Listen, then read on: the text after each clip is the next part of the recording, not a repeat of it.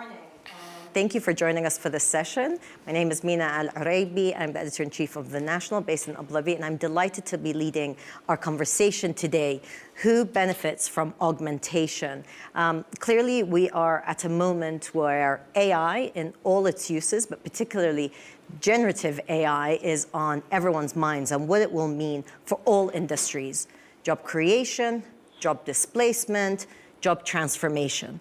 And what we're going to do here for the next 45 minutes is really talk about how that rapid development of technology, tools, cost assumptions, and so forth will affect workforces, but also how we can make sure that not only it won't create further inequalities, but hopefully reduce some of existing inequalities. This discussion is part of the WEF Jobs Initiative that all of us are part of in one way or the other. And it's a great initiative really thinking about the future of jobs. If you haven't seen it yet, highly recommend reading the Future of Jobs Report 2025 that just came out this month, with 1,000 leading employers talking about what the changes in jobs and that disruption. Now, of course, we think about AI and we think about technology, but really it's part of a whole host of other developments, increasing cost of living, demographic shifts, geoeconomic fragmentation, and so forth. And in that report, it highlights the fact that between 2025 and 2030, so in the next 5 years, 22% of today's total jobs will be impacted by some sort of structural labor market changes. So you can follow this conversation online for those of you who are online using hashtag WEF25. To help us in this conversation, we have a great panel. I start at the furthest end of my left, Luc Triangle, General Secretary of the International Trade Union Confederation, Ravi Kumar, CEO of Cognizant, May Habib, co-founder and CEO of Writer AI, which is an LLM enterprise company, and Mohamed, Kande, an organization, of course, well known to many, global chairman of PwC. Okay, so Mohamed, I want to start with you. As organizations deploy workforce augmentation and adopt more and more of AI technologies, how can they avoid dividing their workers between winners and losers? I might mention three things. The first one is really around upskilling. And the upskilling needs to be as broad as possible, meaning that all employees are engaged in the upskilling journey within an organization. And when we say upskilling, it's not just about what is the technology, what is Gen AI, what are the tools. There are two other questions that need to be answered. The second one is also when do they need to use it. It's very important not only to understand what it does, but when to use it, but also how to use it. So we are very comprehensive when we think about the upskilling journey of the employees to make sure that they all understand what the benefits of the technology. The second aspect is really around making sure that we listen to them. And the reason why it's important to listen to the employees, because the benefit of augmentation, the people that know how to better get value out of augmentation, are the people doing the job. So it's a good thing to ask them how they think they can get the benefits of augmentation. It shouldn't be coming from management. It should be coming from the employees. And we call it citizen-led development, because the ideas about how to benefit from augmentation is coming from the employees, not from the leadership. The third one is around exposure. You know, people fear what they don't understand. So exposing them to the technology, putting it in their hands makes a big difference, because now they understand that they can use the technology to augment themselves, and they decide how to get the augmentation. They're not being told about the augmentation themselves. And you know, I mentioned earlier last year when I was here at the WEF that the concept of creating a digital colleague that they work with. When you think about having a digital colleague, you don't fear your colleagues, you partner with them. So we are actually asking people to partner with the technology.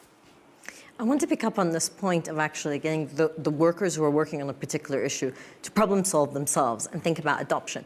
But that requires also a certain level of understanding. So is that training? I mean, how do you implement that if you've got an organization or even a government entity? That is why the first step is upskilling. Because we have to expose them to what it is, as I mentioned, and making sure that they know what the technology does, when to use it, how to use it, and then give them the benefit of providing inputs about how to drive the benefits of augmentation. There is this fallacy of believing that the benefits of augmentation have to come from management. No, it has to come from the people. And then it's them adopting it. That's how you accelerate adoption.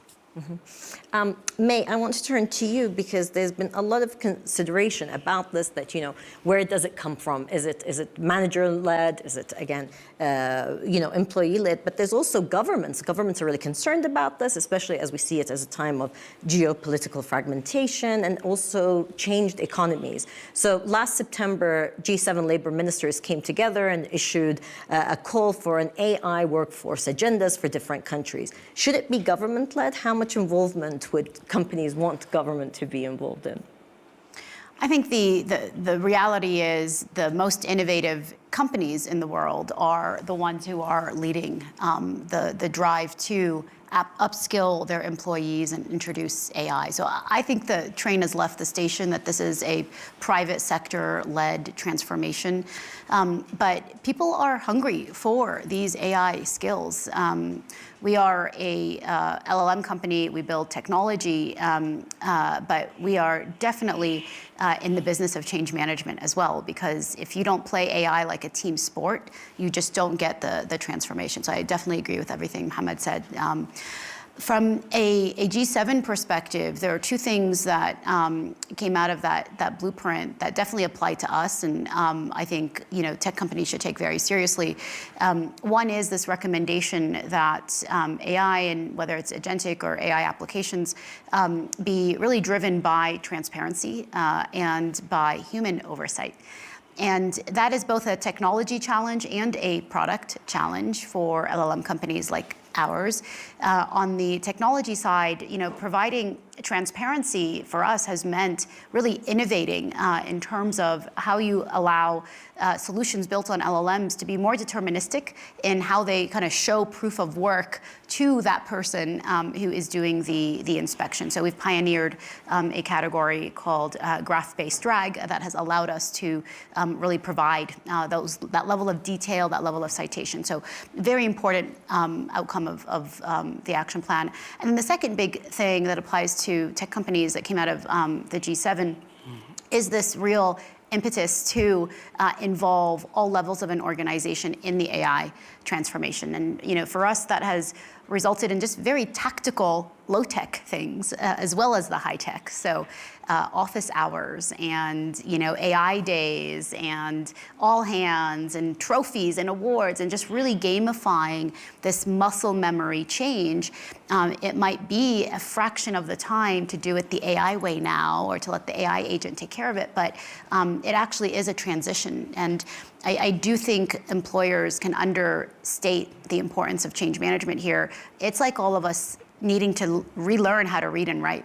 It is so fundamentally different, but when you've done it right, our top employees are 10x the productivity. So, that is really the kind of outcome that we don't want to exclude people from. But, what you say is wonderful, but for many companies who are not so well versed in the technology itself, it's almost at this point, they know it's here, there's no going back, so forth. But there's also a sense of, if they're excluded, if they don't understand the concepts. To Mohamed's point, the upskilling, but also understanding the concept and access. So if it's a company going through transformation and different industries are represented here, where do you start thinking about that change management? Yeah. So for us, we like to find the change champions and really put them on a pedestal. We work very closely with Uber, and we introduced AI agents to a customer support force of 40,000 people. And there was a guy there, Michael, who is a non-engineer, who really bridged, being able to talk to product and engineering as well as the support folks, and did things like Feed Your Mind Fridays, and just gamified it, made it fun, took the fear out of it, as Mohamed said. And so, not every organization is going to have 100 Michaels, but we'll help you find 5, right? And really helping them pave the way of what it looks like to get others to really embrace the technology. Ravi, I want to ask you, because a lot of, at least in our industry, for example, in the media, the way we're thinking about AI adoption and have already started to get AI into our newsroom is thinking about very rudimentary basic skills. Some of those skills are what we would have given our, either interns or, graduates who have just recently joined, or even those who don't have a formal education. And they would learn the industry through those particular jobs. And those basically are gone now. So how do you make sure that those who are just at the entry level are learning industries and their core basics, or is that an old way of thinking? Is that no longer necessary? Yeah, so thank you for that. I mean, terrific comments from both of you. You know, I want to step back a little and talk about why work is organized the way it is organized today. This is an evolution from the Industrial Revolution, and workplaces and workforce, even with digitization of work over the last 25, 30 years, has remained pretty much similar. You know, there was a scientist in the 50s, Alan Turing, who spoke about how machines should be as powerful as humans. And that was a trap. It was a trap because it never improved, it never gave an opportunity for productivity improvement for humans. I mean, you replace humans for work, and most tech disruptions which have happened so far have attempted to replace humans versus augmenting humans or amplifying the potential of humans. This is a unique technology. Going back to what you just said, it's going to disrupt a knowledge worker. It's going to disrupt workers who do repetitive tasks. And we've never had a situation of that kind. So it's a genuine opportunity for us to disrupt the work template, the template which came from the Industrial Revolution. The Industrial Revolution template was you educate yourself for the first 25 years, you work for the next 50 years, and then you retire.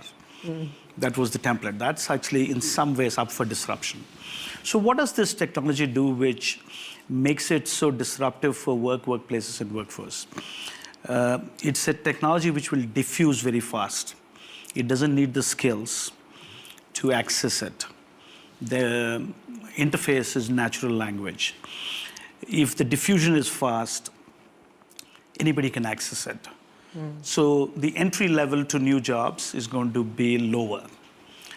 The gap within an occupation, the gap between occupations is going to shrink.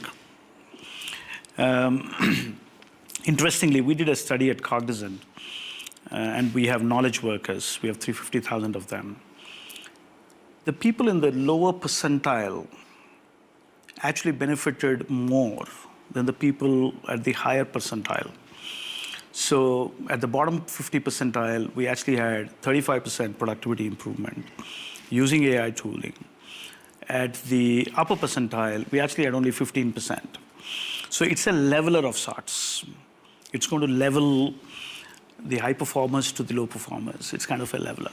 So if you put all this together, you get a sense that you can create upward social mobility in jobs if you pivot it well enough, not to replace humans, but to augment humans. So we did a study at Cognizant called New Work, New World. We took 18,000 tasks. We took 1,100 occupations. We looked at the exposure score of these tasks to AI. And AI is evolving. I mean, it's a general purpose technology. It'll be better in the future than what it is today. It'll be pervasive. So we know that you should look at it from a template that what it does today to what it does in the next 5 years. And we created these exposure scores on AI. And we also created friction scores.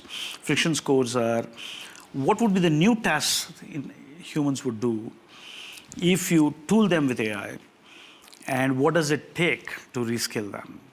If the friction score is high, it takes you much longer.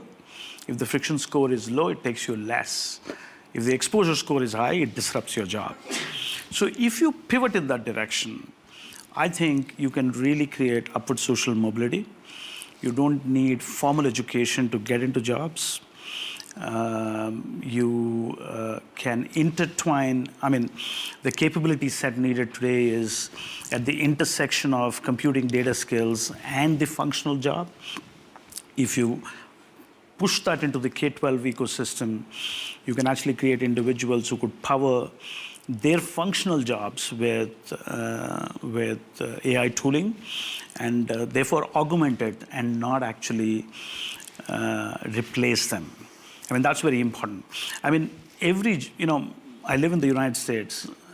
In spite of the United States being a top developed nation, 4 million people leave jobs every month.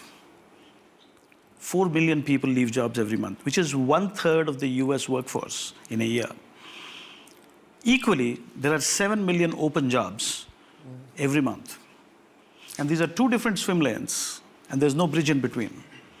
And that's because the bridge to these high-paying jobs is formal education. And the people who are on these jobs, the people who are leaving these 4 million jobs are in hospitality, hotels, airlines, Nursing, healthcare, and they don't have access to those jobs. They are stuck rolling from one to the other. So we have a unique opportunity to build that bridge, create that upward social mobility. Using this tooling, if we pivot this well, don't fall into the Alan Turing trap, as I spoke about, and create shared prosperity. I mean, we have a shot at it. We have a shot to break the template, that Industrial Revolution template, which really created the bridge, which really created the divide, if I may, and we can bridge it. So I'm very, very excited about the prospects of where we could get to. Can I add one thing? Sure. You know, Ravi, what you just said, because this can happen within nations, but across nations. I truly believe that it's when you think about the use of AI. Yeah. What you just described is how do you democratize knowledge? Absolutely, Access absolutely. That's what it is. And this is, as you said, as you absolutely bang on, you are lending expertise on your fingertips. Yeah. You know, the past revolutions lent information on your fingertips. It's knowledge. You're lending knowledge on your fingertips. Therefore, the entry barriers are going to be broken. And think about the digital divide between what we call today the global south, which I'm hoping that one day is going to go away because there's no such thing. Yeah, Global absolutely. South, not because and you don't need a 4-year degree to access high-paying jobs. But you do at this point, so I think in the future and the near future, we can see where a lot of these changes start to take place. But there is the first mover advantage, and there is the fact that today, and in the past at least 5 years, whoever's had access to the data sets, the technology, I mean, it's resource, be it financial data or otherwise, or actually the skilled workers, or the champions that May spoke about that can be skilled, and they become the triggers for a lot of this change. But that is also creating a divide between those who are still trying to figure it out and don't have access, don't have the resources. It's still quite expensive to do a lot of this. So, you know, I think you raised another important point. I mean, there are some jobs where the trigger to change is going to come because the consumer is changing. I mean, we had another research report where 55% of consumers in the age group between 18 to 44 are going to access AI tools to either learn or to buy or to use new things. Now, if you are on the front line of a retail company or front line of a business, and you are addressing those customers, consumers, you need to get up to speed with what they're trying to do. And therefore, you have to equip yourself with skills which will support this new consumer. I mean, AI adoption in consumers is much, much faster than AI adoption in businesses today. Right. So I think there's going to be a need, going back to what you said, which is to reskill the workforce irrespective, because the consumer on the other side is going to change. So I think, you know, all jobs, it's just not knowledge workers. Jobs which are not even knowledge workers, the people who are doing regular routine jobs, they have to be equipped if you want to create that mobility and create that upward mobility in jobs. Now, Luke, that's leading to a lot of changes. I mean, what we're hearing from Ravi, this idea of the complete disruption of how we work based on Industrial Revolution. You've spoken about this, you've written a lot, you've called even for a new social contract, because a lot of how we organize society is based on norms that are changing. So, one, is it realistic to see that there could be a new social contract? But two, how do we make sure that all these benefits that we're talking about go to the workers and benefit them, rather than it just really being about managers and shareholders leading this and benefiting largely financially? Well, if we want to make this whole evolution into a success story for humanity and for the society, we will have to include everyone from the design and not only when it's going to be implemented. So in that sense, workers' involvement, like Mohamed said, and workers' representatives' involvement is key in the success of implementation. That's my first point. Secondly, I think we believe, as global labor movement, we organize workers and trade unions in nearly 170 countries. So for us, this is one of the hot topics currently in our debates, how we have to deal with that. It's clear that workers worldwide are not scared of new technology. They are scared if their company remains working with old technology. It's the way how you implement it. Yeah? So we want to be on board in all these debates. Workers want to be part of the process in their companies, in their sectors, in their countries. Because there are risks. Let's face the reality as well. There are jobs disappearing currently already, but there is also an augmentation in the jobs. The speed of work is increasing. The number of tasks that people have to perform are increasing, all because of technology and AI. So in that sense, what we call for is indeed strong social dialogue, strong workers' involvement in the implementation of all these processes. Because we have to deal with some questions. Algorithmic management. How are we dealing with that in our company? To what extent do we use it? I like the expression of human in control. I think that should be a leading principle. I'm scared, and we are scared, when AI, the future of AI, will be dominated or written by AI itself. So that's going to be the challenge. That's the box of Pandora that one day will be opened. And how are we then still in control as humans? So we need to take that into consideration, how we can avoid that evolution of AI. I'm not an engineer, but I see the risks here for jobs, but also for companies, for the society as a whole, if we go into that direction. So there needs to be some boundaries on AI implementation. I think that's a crucial element, and we see that already in a number of countries, and also the G7. I was involved in Italy in the G7 declaration, also in the G20. We have seen that in Europe with the AI Act. We see that also in a number of other countries, UK and others, where they also now take initiatives on boundaries of AI. So all this creates uncertainty today. And indeed, you have to see this in a global context. It's not only about AI, it's not only about digitalization. We also have the climate agenda. We have the growing inequality in the world. We have the geopolitical conflicts. So our people, the 8 billion and more today on Earth, they want to have certainty, they want to have a new perspective. And in that sense, we indeed are currently promoting the idea and the principle of a new social contract for the world. We are moving to the World Social Summit later this year in Doha in November, where we believe that the world needs to have a follow-up after the social development goals, the SDGs, beyond 2030, that focus now on a contract that gives security on jobs, on wages, on living wages, on rights, on social protection, on equality, on inclusion. And the whole evolution of digitalization fits into that security that we need to give, that certainty. We need to not scare people, but we need to take them on board and give them a guarantee that their voice and their concerns, also on skills, will be taken up. On skills specifically, we say in our demands on the new social contract, let's anticipate. That means we know that the jobs of tomorrow or the day after tomorrow will be different with the jobs that we have today. The question is, what do we do today to prepare our workers for the jobs of tomorrow? The scariest environment for a worker is that he knows that his evolution is taking place and it's not taking up. And skills indeed has to go beyond the manager's level. Everybody needs to be taken on board. That's also what you said. So we need to take the whole society on board in our upskilling efforts, and we need to do much more than what we do today to make sure that everybody is on board in this further evolution. I mean, your point about the fear of exclusion being, I think, paramount to this, but please, Mohamed. Now, I want to add one more point, because when we think about upskilling, you have the upskilling and how people use AI to do their job better, to augment themselves, etc. But you also have a reskilling of the people that are losing the job that they're doing too.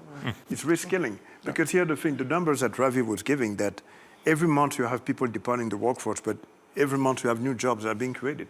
Yep. What we have seen in the last industrial revolution, that technology actually net created new jobs. I mean, the last one, you remember the mobile internet when it came out? There's one job that did not exist before the internet that was created in every single nation in the world, the website developer. Millions of them. Now, you have jobs that are being created in your company yourself. Why? Because you're building large language models. So the question is that when you look at what are the jobs that are going to be impacted by AI, but also what are the ones that are going to be created to support even the development of AI or the implementation of AI, the adoption of AI, and to understand how do you take employees not only to upskill them to use AI, but to reskill them to do the new jobs that are going to be created.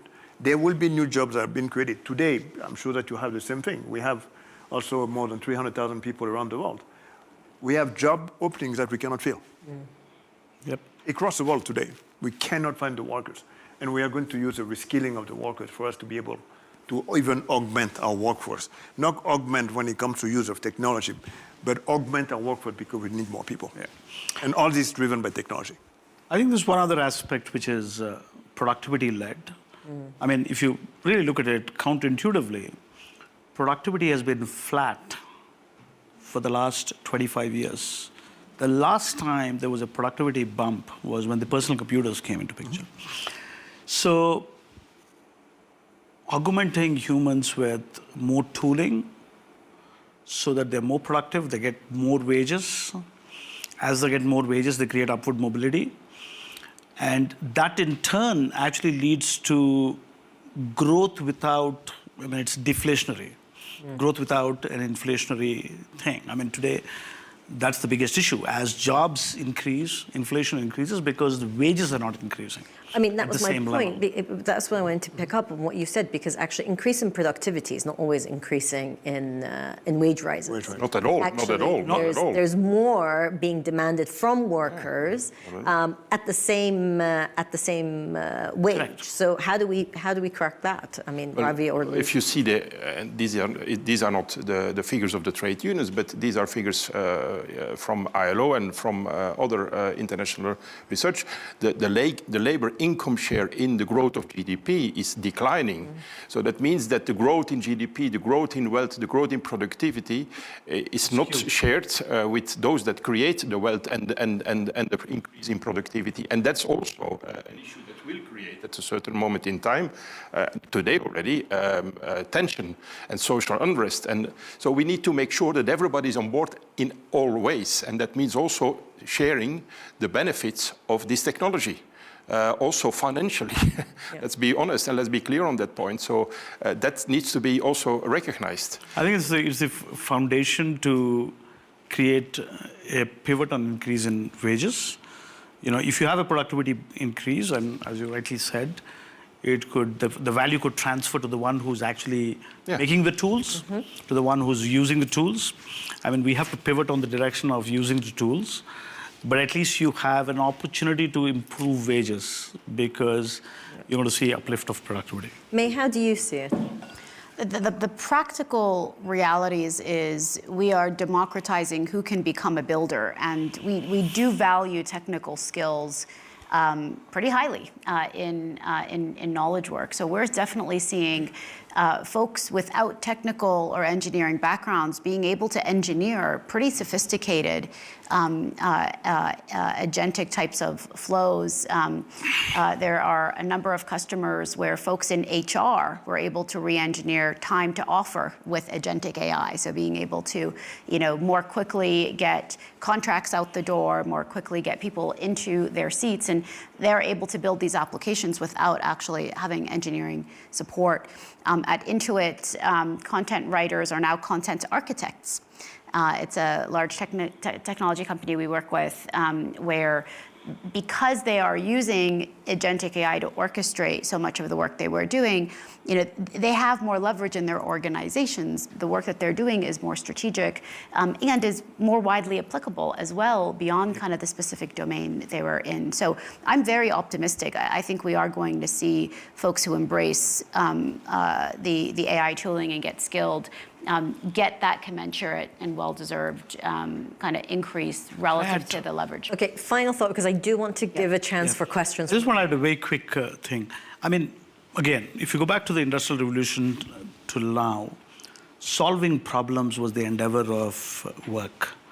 So that, therefore, the STEM skills actually got more prominence than other skills. This is a leveler again, because if problem solving is going to be done by machines, or jointly done by machines and humans, the next human endeavor is going to be about finding the next big problem. And therefore, you're going to find HR professionals, anthropologists, sociologists, getting access to high-paying jobs, because that's going to be the next human endeavor. Okay, I want to open the floor for questions. If you have a question, please indicate and we'll get a microphone to you.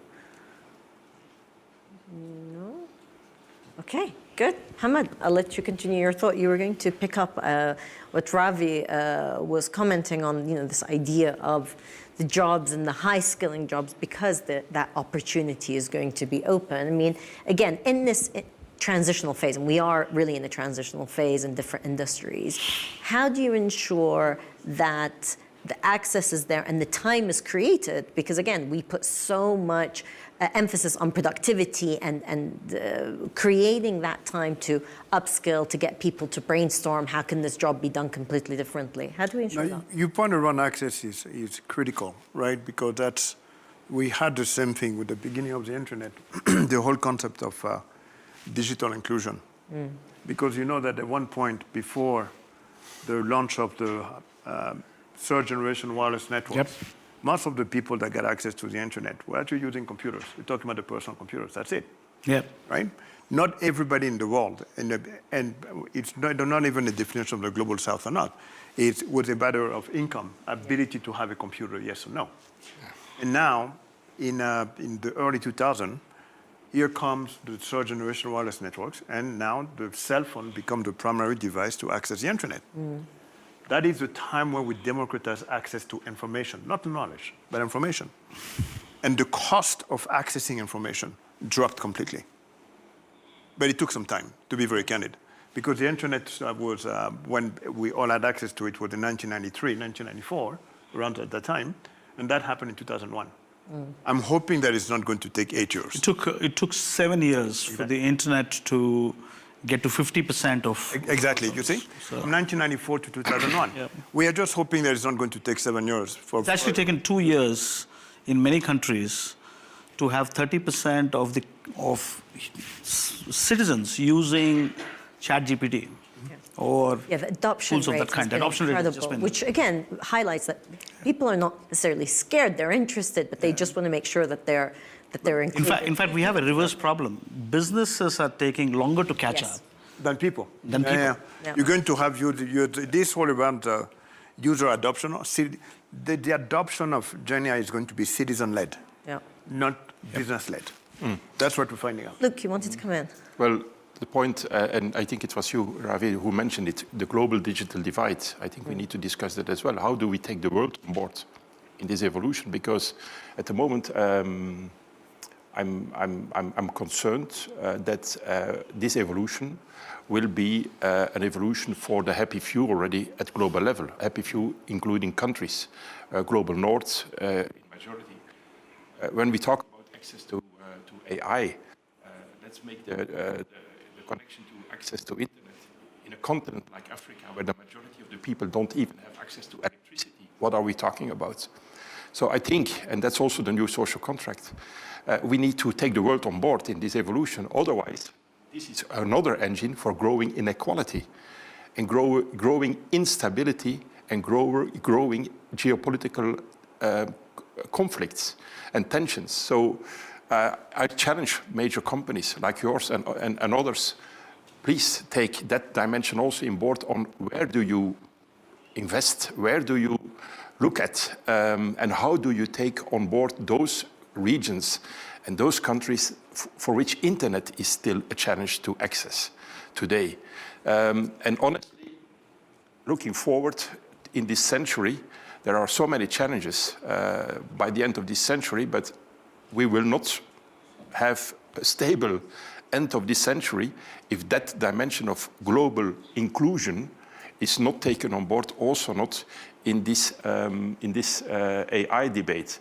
And honestly, I think the speed of AI evolution and the dimension and the impact of AI is in no way comparable to the low impact, if I may use that word, of internet. This is going to be a multiplication of impacts in comparison with what we have seen in the 80s with internet.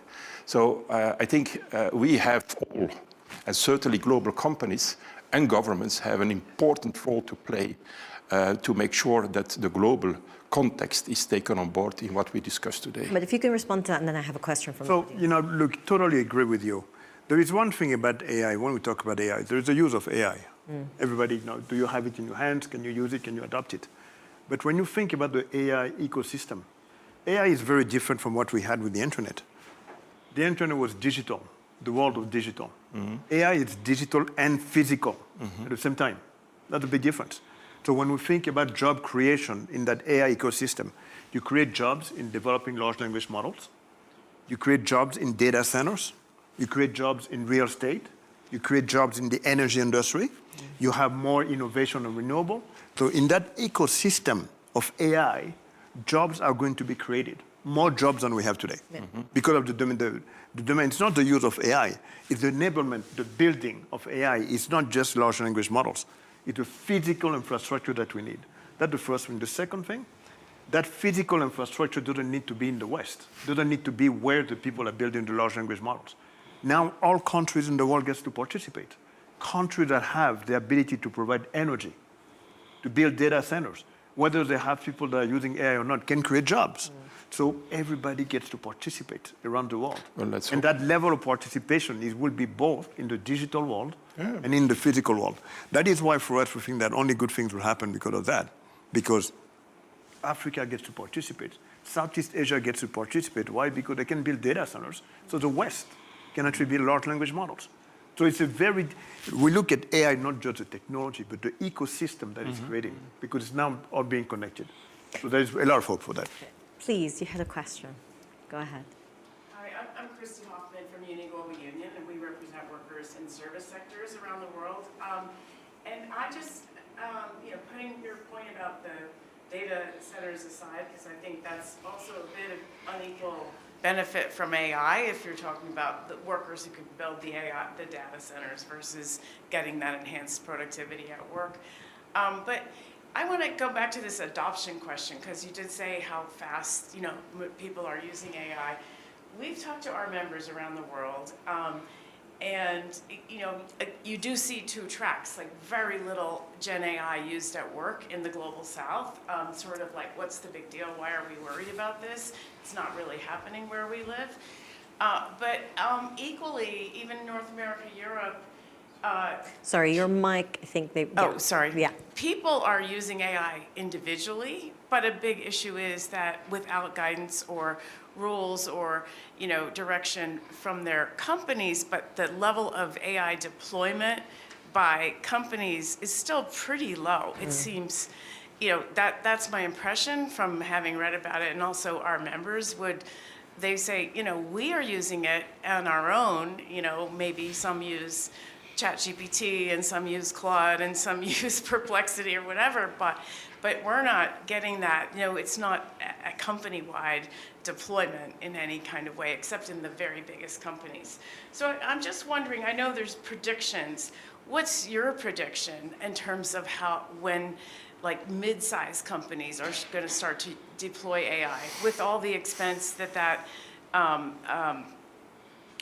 involves, because it is an investment, and seeing I think this is where some of our concerns are, certainly those mid-level administrative jobs, which do have a lot of tasks. We represent bank workers. A lot of their work can be replaced by AI. There's a lot of anxiety among many jobs where there is not only augmentation, there is automation that's on the horizon.